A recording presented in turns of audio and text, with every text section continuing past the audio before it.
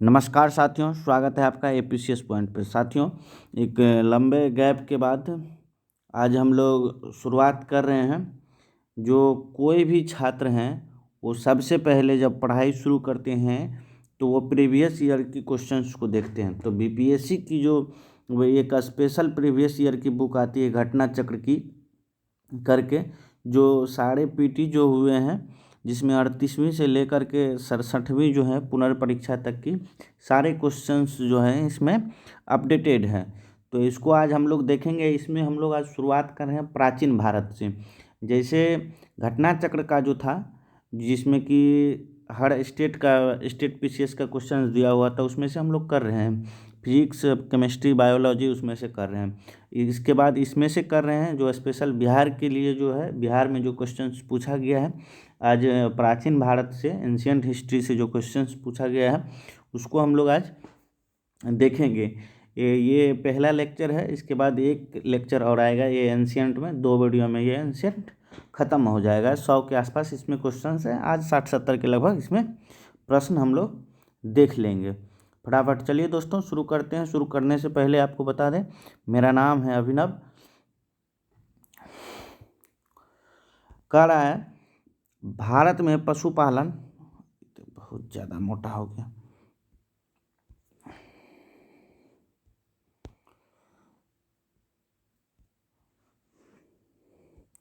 भारत में पशुपालन एवं कृषि के प्राचीनतम साक्ष्य कहाँ से प्राप्त हुए थे? भारत में जो है कि पशुपालन एवं कृषि का जो है प्राचीनतम साक्ष्य मेहरगढ़ से प्राप्त हुए हैं। वर्तमान में जो है यह मेहरगढ़ जो है ये पाकिस्तान प्रांत में पड़ता है, बलूचिस्तान क्षेत्र में पड़ता है ये मेहरगढ़। नेक्स्ट क्वेश्चन देखेंगे हम लोग। अरे निम्नलिखित में से किसको कैल्कोलिथिक युग भी कहा जाता है? ये ताम्रपाषाण युग को जो है कैल्कोलिथिक युग कहा जाता है, ताम्रपाषाण युग को। फटाफट देखेंगे हम लोग सारे क्वेश्चंस को। हड़प्पा में मिट्टी के बर्तनों पर समानतः किस रंग का उपयोग हुआ था? हड़प्पा काल में जो है उस समय जो है मिट्टी पर समानतः लाल रंग का प्रयोग हुआ है। सिंधु सभ्यता निम्नलिखित में से किस युग में पड़ता है? देखिए, ऐतिहासिक काल जो है जहाँ के लिपि को पढ़ा जा सका है। प्राग ऐतिहासिक काल जो है ये यहाँ में कोई लिखित साक्ष्य नहीं मिला है, इसलिए ये प्राग ऐतिहासिक काल में आ जाता है। आदि ऐतिहासिक काल जो होता है यहाँ तो लिखित साक्ष्य मिला है, लेकिन उसको पढ़ा नहीं जा सका है। उस लिपि को समझ नहीं सका अभी तक, उस लिपि को कोई नहीं पढ़ा जा सका है, इसलिए इसको आदि ऐतिहासिक काल में रखते हैं। सिंधु घाटी सभ्यता की सबसे महत्वपूर्ण विशेषता क्या है? कह रहे सिंधु घाटी सभ्यता की सबसे महत्वपूर्ण विशेषता क्या है? तो ये हो जाएगा पक्की ईंटों से बनी इमारत।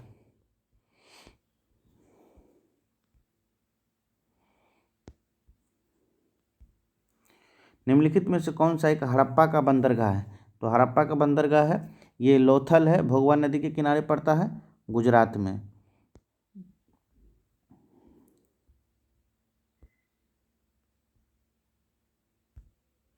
निम्नलिखित में से कौन सा हड़प्पा कालीन स्थल गुजरात में है? ये लोथल है गुजरात में, कालीबंगा राजस्थान में। यहाँ से जुते हुए खेत के प्रमाण मिले हैं। राखी गढ़ी हरियाणा में है। ये अभी हड़प्पाकालीन संग्रहालय जो है सबसे बड़ा ये राखी गढ़ी में ही बन रहा है। करेंट का ये क्वेश्चन है। हड़प्पाकालीन स्थल से टेराकोटा का हल प्राप्त हुआ है। ये बनवाली जो है ये भी है हरियाणा में ही, यहीं से टेराकोटा का हल जो है प्राप्त हुआ है, बनवाली से ही।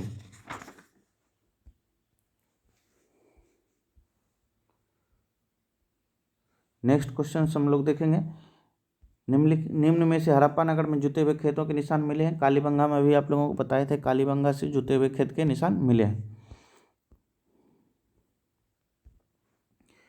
कौन हड़प्पा और मोहनजोदड़ो के उत्खनन से संबंधित नहीं थे? ये आर.डी. बनर्जी जो है ये इससे संबंधित नहीं थे। इनसे संबंधित हड़प्पा और मोहनजोदड़ो से संबंधित जो है ये दयाराम साहनी थे। यहाँ नहीं पूछ रहे हैं।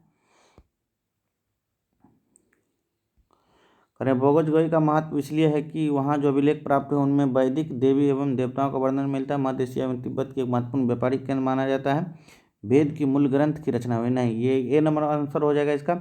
वहाँ जो अभिलेख प्राप्त उसमें वैदिक देवी एवं देवताओं का वर्णन मिलता है भोगज गोई अभिलेख से।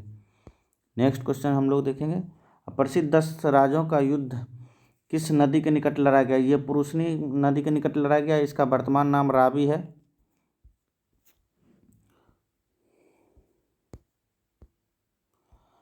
कह रहा है कि ऋग्वेद के कौन सा मंडल पूर्णतः सोम को समर्पित है? ऋग्वेद का जो है 9वां मंडल जो है पूर्णतः ये सोम को समर्पित है। ऋग्वेद संहिता का 9वां मंडल पूर्णतः किसको समर्पित है? अभी बताए थे आप लोगों को, सोम और पेपर नामाकृत देवता जो है उसको समर्पित है। गायत्री मंत्र किस पुस्तक में मिलता है? यह ऋग्वेद में मिलता है गायत्री मंत्र। निम्न में से किस भारतीय दर्शन ने परमाणु सिद्धांत का प्रतिपादन किया? ये वैशेषिक दर्शन है जिसे ऋषि कनाद ने शुरू किया था। वैशेषिक दर्शन के अंतर्गत जो है ऋषि कनाद ने इसको शुरू किया था। यहीं पे परमाणु सिद्धांत का थोड़ी सी झलक मिलता है। महावीर स्वामी का जन्म कहाँ हुआ था? महावीर स्वामी का जो जन्म हुआ तो कुंडग्राम में हुआ था।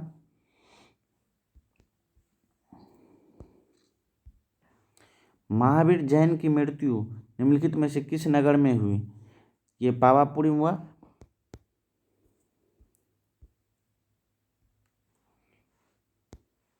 भगवान महावीर का प्रथम शिष्य कौन था? भगवान महावीर का प्रथम शिष्य जो था उसी का दामाद जो है जमाली, वही थे उनका शिष्य, और इनकी पुत्री थी प्रियदर्शना, उसी के पति थे जमाली, यही भगवान महावीर का प्रथम शिष्य बना। देखिए दोस्तों, पेन नहीं होने के कारण उतना लिख नहीं पा रहे हैं, आप लोग सुनिए और 2 बार 4 बार इस वीडियो को देखिए और ध्यान दीजिए, सारे चीज़ याद हो जाएंगे। क्वेश्चंस देखेंगे आप लोग, हिट करेगा तुरंत आंसर टिक कर लीजिएगा। 1 से 2 बार देखिए, इसको सारा का सारा क्लियर हो जाएगा। निम्नलिखित में से कौन सबसे पूर्णकालिक जैन ग्रंथ कहलाता है? सबसे पूर्णकालिक जो है, पूर्वकालिक जो है जैन ग्रंथ वो 14 पूर्व है, जो जैनों का ग्रंथ है। महात्मा बुद्ध ने अपना पहला धर्म चक्र परिवर्तन किस स्थान पे दिया? मतलब धर्म चक्र परिवर्तन उसको कहा जाता है जो पहला उपदेश कहाँ पे दिया? तो यह पहला उपदेश जो है ये यूपी में पड़ता है, सारनाथ, वहाँ पे दिया। और सर्वाधिक जो है, सबसे ज़्यादा उपदेश जो है वो श्रावस्ती, ये भी यूपी में ही है, वहाँ पे ही दिए सर्वाधिक उपदेश। बुद्ध का महापरिनिर्वाण कहाँ हुआ? ये मृत्यु से संबंधित है। बुद्ध जी का महापरिनिर्वाण कहाँ हुआ? ये कुशीनगर में हुआ था, मल्लों की राजधानी थी, जो महाजनपद था कुशीनगर। त्रिपिटक किसकी धार्मिक पुस्तक है? त्रिपिटक जो है ये बौद्धों की धार्मिक पुस्तक है, जिसमें विनय पिटक है, सुत्त पिटक है, अभिधम पिटक है। विनय पिटक में संघों की चर्चा है, इस प्रकार से है। ज़्यादा डिटेल बताएंगे तो फिर वीडियो बहुत बड़ा हो जाएगा। त्रिरत्न या 3 रत्न जिसे सटीक ज्ञान सच्ची आस्था है, तो ये हो जाएगा जैन धर्म का। त्रिरत्न जो है जैन धर्म का है।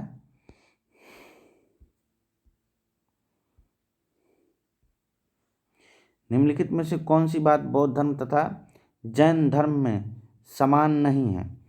कारण कि इसमें से देखिए, जब भी नहीं रहे तो उसको आप लोग घेर लीजिएगा, कारण कि अक्सर है नहीं है में बहुत आदमी गलती करते हैं और लगा के चले। बौद्ध धर्म और जैन धर्म में दोनों में है अहिंसा होगा ही, वेदों के प्रति उदासीनता है ही, क्योंकि वेद में जो था रीति रिवाज, जो कर्मकांड बनाए गए थे, उन सब का विरोध करके ही तो ये लोग अपना अपना धर्म स्थापित किए थे।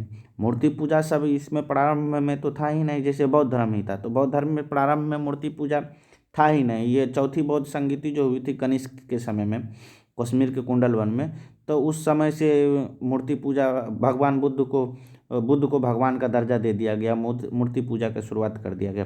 तो इसमें जो है दोनों में समान नहीं है, तो वो है आत्मदमन, बाद बाकी तीनों समान है, तो इसका आंसर हो जाएगा आत्मदमन।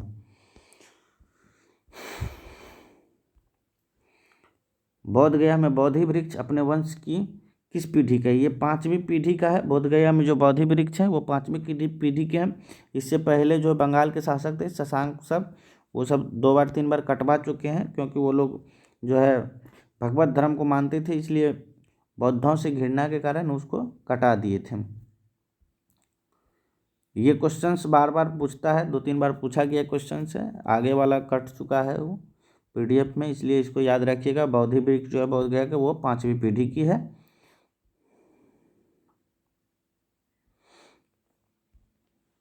बराबर की गुफाओं का उपयोग किसने आश्रय गृह के रूप में किया? ये आजीविकों ने ही किया था। ये प्रारंभ में जो था जैन धर्म में ही थे। मक्खली गौसाल नामक व्यक्ति थे, उन्होंने ही आजीवक संप्रदाय का एक प्रारंभ किया था, आजीवक संप्रदाय की स्थापना किया था। और इन्होंने अपने स्थान जो है बराबर की गुफा जो है उसको प्रयोग किया था रहने के लिए आश्रय गृह के रूप में। आजीवक संप्रदाय के संस्थापक थे, देखिए अभी आप लोगों को बताए थे मक्खली गौसाल जो है आजीवक संप्रदाय के संस्थापक थे।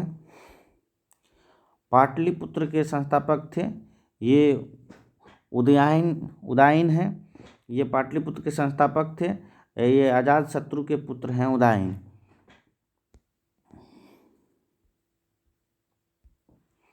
किस शासक द्वारा सर्वप्रथम पाटलिपुत्र को राजधानी के रूप में चयन किया गया?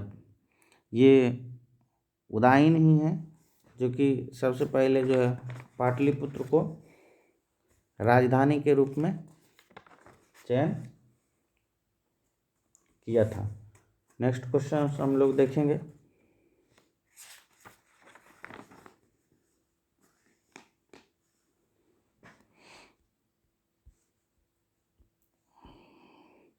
निम्नलिखित में से किस राजा ने पाटलिपुत्र बसाया था? ये उदयन ही हो जाएगा। देखिए इनसे कितना बार क्वेश्चन पूछा हुआ है, एक ही क्वेश्चन बार बार रिपीट हो रहा है। 2 बार 4 बार देखिएगा, आप लोग समझ जाइएगा प्रश्न की प्रकृति कहाँ से क्या है, कहाँ कहाँ से क्वेश्चन पूछे जाते हैं। बीपीएससी के लिए तो मौर्य साम्राज्य, गुप्त साम्राज्य, एंशिएंट से और बौद्ध और जैन, ये 3-4 टॉपिक जो है ये सब एकदम रामबाण है। यहाँ से कीजिए, जितना क्वेश्चन पूछेंगे लगभग उसमें से तो 80% क्वेश्चन यहीं से रहते हैं एंशिएंट से। विश्व का पहला गणतंत्र वैशाली में किसके द्वारा स्थापित किया गया था? ये लिच्छवियों के द्वारा स्थापित किया था। मगध की प्रारंभिक राजधानी कौन सी थी? ये देखिए क्वेश्चन बहुत विवादित रहा था। इसका आंसर जो है ई हो जाएगा, क्योंकि नहीं, इसका तो आंसर हो जाएगा राजगिरी, गिरिब्रिज। इसका आंसर जो है मगध की प्रारंभिक राजधानी जब पूछ रहा है तो ये गिरिब्रिज हो जाएगा राजगिरी में।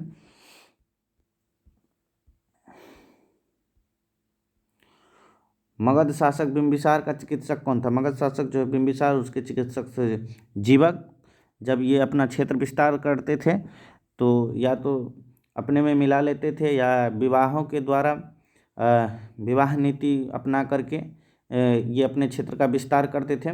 ये जीवक जो है अपने वैद्य थे बिंबिसार के, इसको अवंती भेजा था।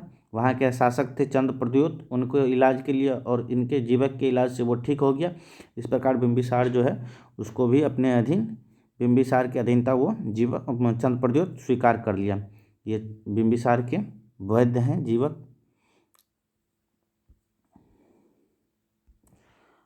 अजात शत्रु के वंश का नाम क्या था? ये हर्यक वंश से संबंधित है। अजात शत्रु बिंबिसार के पुत्र हैं।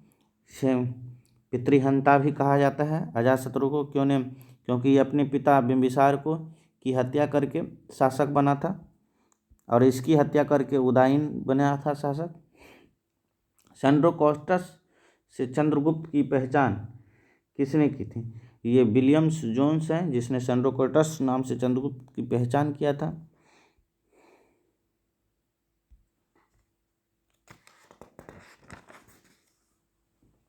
ब्राह्मी लिपि को सर्वप्रथम किसने पढ़ा था? ये जेम्स प्रिंसेप हैं जो ब्राह्मी लिपि को सबसे पहले पढ़ा था। देखिए मेगास्थनीज की पुस्तक का क्या नाम है? ये इंडिका है मेगास्थनीज की पुस्तक। ये जो है सेंड्रोकॉटस के राजदूत थे और यहाँ पे चंद्रगुप्त मौर्य के दरबार में थे। उन्हीं ने मेगा इंडिका नामक पुस्तक लिखा था। इंडिका के लेखक कौन है? मेगास्थनीज।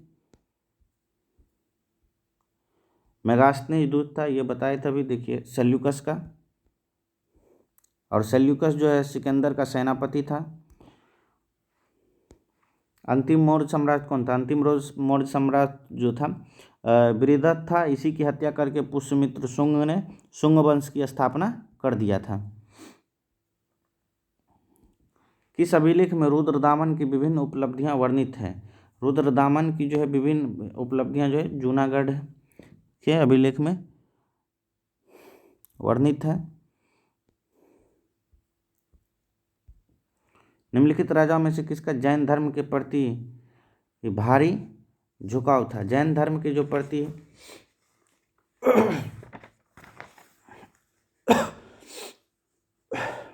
ये राजा खारवेल थे। इनका झुकाव जो है जैन धर्म के प्रति अत्यधिक था। कलिंग नरेश खारवेल का संबंध था। ये महावेगवाहन जो है इसके संस्थापक थे, और ये चेदी वंश, ये दोनों कहा जाता था।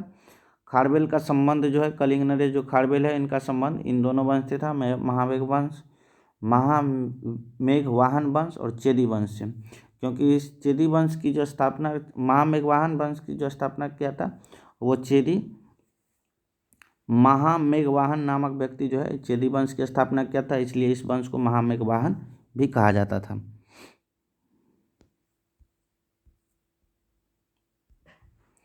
भारत का नेपोलियन किसे कहा जाता है? ये समुद्रगुप्त को कहा जाता है भारत का नेपोलियन।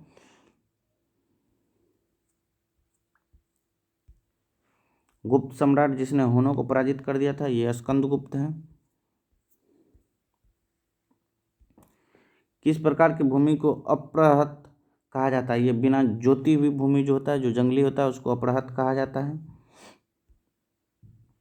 चीनी यात्री सुंग यून जो है ये भारत की यात्रा की थी। ये 1515 से 1520 के समय में 1515 ईस्वी से 1520 ईस्वी तक भारतीय प्रवास में रहे थे, मतलब भारत में ये प्रवास किए थे।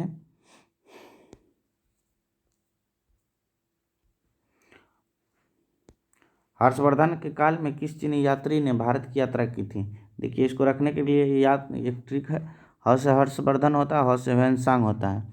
यही जो है ह्वेनसांग ही जो है हर्षवर्धन के काल में भारत की यात्रा पे आए थे। कल्हन की पुस्तक का क्या नाम है? कल्हन की पुस्तक का नाम राजतरंगिणी है। इसमें कश्मीर के इतिहास के विषय में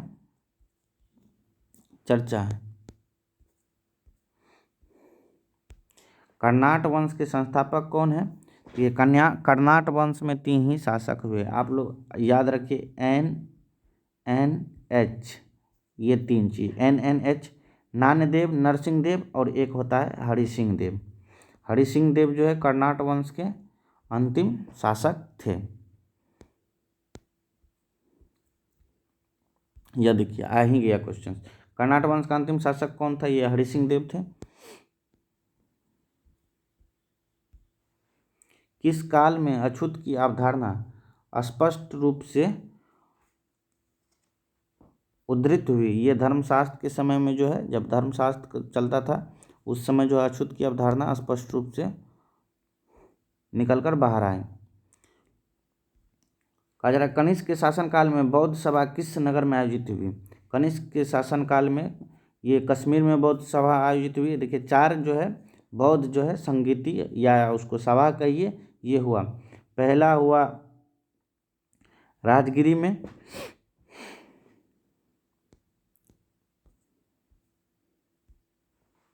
प्रथम बौद्ध संगीति के अध्यक्ष कौन थे? देखिए प्रथम बौद्ध संगीति के अध्यक्ष महाकश्यप थे। भगवान बुद्ध के महापरिनिर्वाण के बाद पहली बौद्ध संगीति हुई थी, ये राजगृह में हुई थी 483 ईसा पूर्व में, 483 ईसा पूर्व में हुआ था। प्रथम बौद्ध महासभा कहाँ आयोजित हुई? ये राजगिरी में।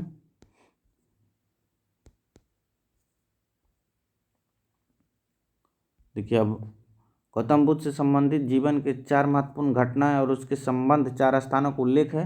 यह 2 स्तंभों में इनका सुमेलित करना है। देखिए अब उनको सुमेलित करते हैं। इनका जन्म कहाँ हुआ था? जन्म लुम्बिनी में हुआ था। ज्ञान प्राप्ति बोध गया में हुआ था।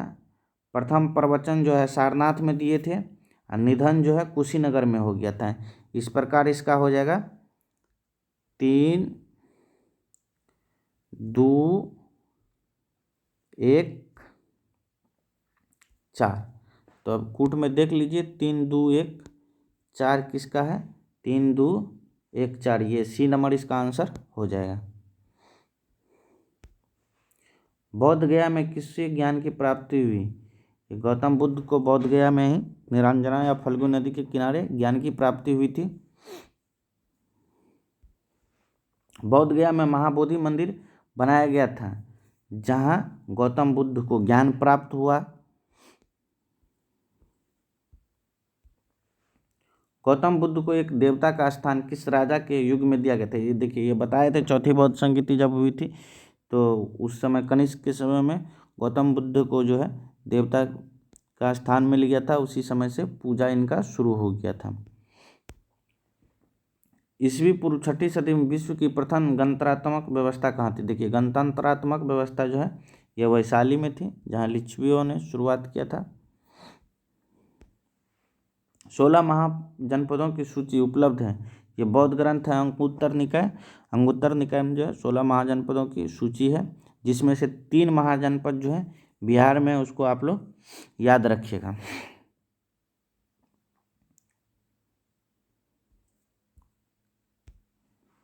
नालंदा विश्वविद्यालय की स्थापना का युग है। ये गुप्त काल में नालंदा विश्वविद्यालय की स्थापना जो है कुमारगुप्त के द्वारा कराया गया था।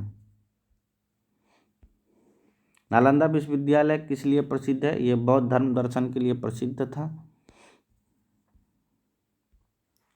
मध्यकालीन भारत में मनसबदारी व्यवस्था क्यों लगी? ये सैनिकों की जो है सुगमता की भर्ती हेतु के लिए क्या है? ये अकबर के समय में आया था। अकबर ही मनसबदारी व्यवस्था को लाया था।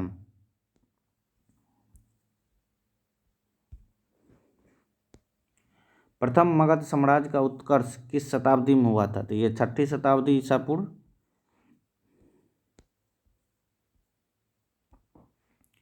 मगध की राजधानी कौन सी थी? अब देखिए इसमें तो प्रारंभिक राजधानी नहीं पूछ रहा है जी कौन सी थी। तो मगध की राजधानी पाटलिपुत्र, गिरिडीह जो दोनों है तो इसका आंसर ई हो जाएगा। चलिए दोस्तों ये प्रश्न समाप्त हुआ। आज हम लोग 70 प्रश्न देखें टोटल। नेक्स्ट वीडियो में जो बचे क्वेश्चंस होंगे उनको भी देखेंगे। आप लोग अपनी पढ़ाई को तेज कर दीजिए क्योंकि एग्ज़ाम बहुत नज़दीक आ गया है। ज़्यादा समय नहीं बचा हुआ है अब आप लोगों के पास। करंट को बार बार रिवीजन करते रहिए। अब कल से जो है आप लोगों के लिए करंट के लिए भी डेली वीडियो आएंगे। और हाँ, जो जिनसे मैथ बनता है थोड़ा बहुत मैथ बनाइए। दरअसल होता क्या है कि लगभग सभी लड़के GS paper, science, GK GS बना लेते हैं, करंट भी बना लेते हैं, लेकिन जो मैथ नहीं बना पाते हैं वो वही 1-2 नंबर से छूट जाते हैं, पिछड़ जाते हैं। इसलिए थोड़ा बहुत मैथ तो आसान ही पूछता है, नॉर्मल ही पूछता है। 2-4 बार प्रैक्टिस आप लोग बीच बीच में करते रहिए, मैथ भी बनाइए और अपना रिजल्ट फाइनल कराइए। चलिए दोस्तों मिलेंगे आपसे नेक्स्ट वीडियो में। तब तक के लिए आप पढ़ते रहिए, मस्त रहिए, स्वस्थ रहिए। जय हिंद, जय भारत।